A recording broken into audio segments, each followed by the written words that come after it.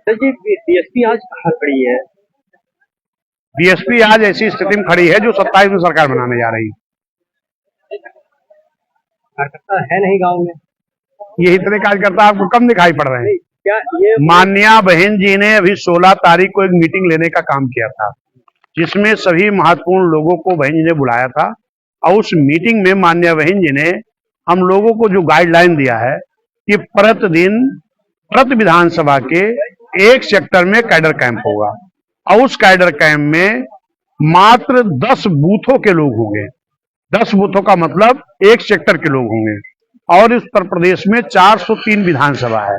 अगर प्रतिदिन एक सेक्टर में एक विधानसभा के एक बैठक हो रही है तो बीएसपी की 403 बैठकें इसी टाइप की डेली हो रही है और ये लगातार मार्च लास्ट तक चलेगा।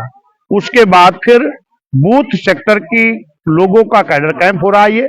उसमें सभी हमारे हर समाज के हर बूथ के लोग भी बुलाए जा रहे हैं और उसके बाद ये बूथ अध्यक्ष बूथ कमेटी के लोग भी जाकर के अपने बूथ पर मोहल्ले मोहल्ले बताने का काम करेंगे। क्या बताएंगे?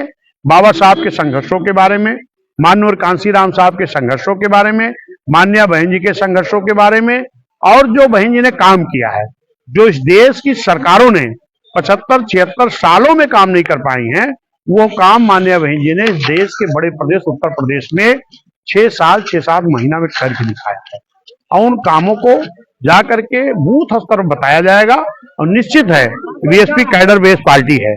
आपने देखा होगा कि 27 में भी तमाम दलों का बड़ा बड़ा गठबंधन बना था, लेकिन बहुजन समाज पार्टी ने बिना किसी गठबंधन के अकेले पूर्ण बहुमत से सरकार बनाने का काम उत्तर प्रदेश में किया है पहले भी। और इस बार मैं देख रहा हूं लगभग 38 दल एनडीए गठबंधन और करीब 28 दल इंडिया गठबंधन ये एक साथ खड़े हैं। लेकिन बहुजन समाज पार्टी फिर से 2007 के तर्ज पर 27 में अपनी पूर्ण बहुमत की सरकार सर्व समाज को जोड़कर भाईचारा बना करके बनाने का काम करेगी।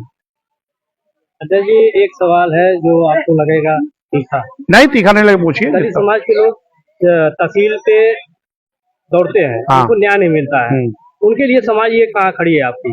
देखिए, दलित समाज की तहसील की बात छोड़ो, आज तो हमारे दलित एससी समाज की हत्याएं कर दी जा रही हैं, एफआईआर नहीं लिखी जा रही है, न्याय नहीं मिल रहा है, कोई नहीं खड़ा है, सिर्फ बीएसपी अकेले खड़ी है। मैं तो डेली दौड़ दौड़ के जा रहा हूं। अभी मैं कल सूची निकाल रहा था कि कितनी जगह मैं अध्यक्ष बनने के बाद गया हूं, तो ऐसी हजारों जगह माननीय बहन जी के निर्देश पर मैं गया हूं जहां हमारे लोगों को एफआईआर नहीं हो रही थी, न्याय नहीं मिल रही थी। उनको न्याय दिलाने का काम बहुजन समाज पार्टी ने किया है। अभी ताजी घटना कुछ मैं आपके सामने बताता हूं कि अमेठी में पति पत्नी टीचर थे, उनके मासूम बच्चे थे 2 साल 6 साल के, उन बच्चों की हत्या कर दी गई थी, उन टीचर की हत्या हो गई थी और उनके पत्नी की भी हत्या हो गई थी। कोई नहीं गया, बहुजन समाज पार्टी खड़ी थी।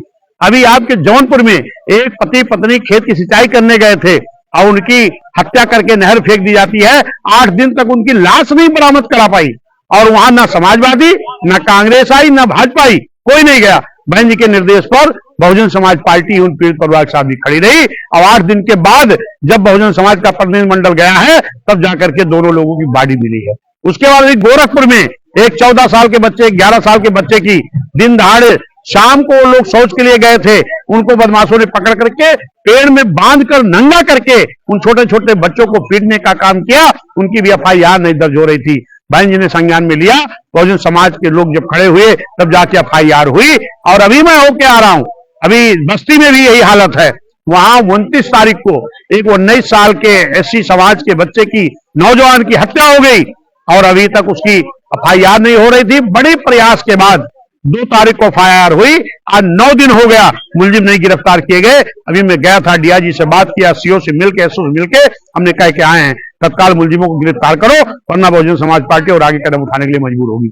अभी अयोध्या में आपने देखा एक 22 साल की बच्ची को किस तरीके भागवत सुनने गई थी, उसको लोग उठा ले गए, निवस्त करके आंख निकाल लिए, हाथ पैर तोड़ डाले, हत्या कर दिए। उसी के दूसरे दिन फिर एक पासी समाज के सरियावा गांव में एक हमारा करीब 55 साल का व्यक्ति चौकीदारी करता था, वहां उसको डंडे से पीट हत्या कर दी गई। बहुत अत्याचार हो रहा और ये अत्याचार ये जब तक बहुजन समाज हुकूमत में नहीं आएगी तब तक ये हमारे गरीबों के साथ अत्याचार बंद होने वाला नहीं। अध्यक्ष ये सैदपुर उमरन कल एक रोड एक्सीडेंट हुआ है। रोडवेज एक पिता पुत्र को रौंद दिया, जिसमें पिता की डेथ हो गई और पुत्र जो है लखनऊ के ट्रामा सेंटर में भर्ती है। उसकी भी स्थिति नाजुक बनी हुई है। क्या आपको जानकारी है? नहीं, अभी हमारे लोग कुछ घटनाओं को बताए हैं, मैं जा रहा हूँ। मैं यही कुदरत से प्रार्थना करूंगा। नहीं, मैं कुदरत से प्रार्थना करता हूँ कि जो बच्चा भर्ती है वो जल्दी स्वस्थ हो, ठीक होकर के आए। और बहुजन समाज पार्टी हमारे यहाँ इधर रामनयन निर्दोष जी है, यहाँ की हमारी कमेटी है, ये सारे लोग जो भी प्रेस, अभी मैं खुद ही निकल रहा हूँ, 2-3 जगह इन लोगों ने नोट किया है, मैं उनके घर जा रहा हूँ, उनके मिल करके उनके परिवार को सांत्वना देंगे और जो भी सहयोग होगा हमसे वो सहयोग भी हम करने का। शुक्रिया।